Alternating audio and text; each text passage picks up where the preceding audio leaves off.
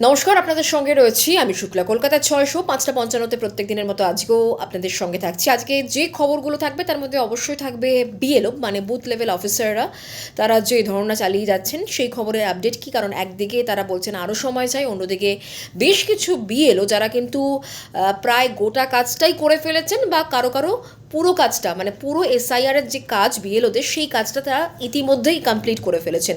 দুটো বিপরীত ছবি অবশ্যই আপনাদেরকে দেখাবো।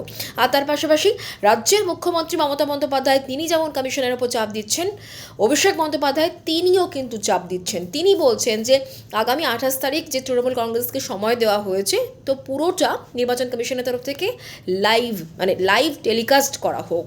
যদি সৎ সাহস থাকে, স্বচ্ছ যদি ভাবমূর্তি থাকে, তাহলে লাইভ টেলিকাস্ট করুক। এটাই কিন্তু অভিষেক বন্দ্যোপাধ্যায় এক্সে পোস্ট করে জানিয়েছেন।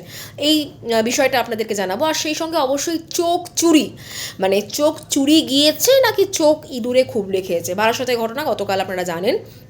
প্রীতম ঘোষের মৃত্যু দুর্ঘটনা এবং তারপরই তার পরিবার এটাই দাবি করছে যে আসলে চোখ চুরি করা হয়েছে, এমনটাই অভিযোগ তাদের।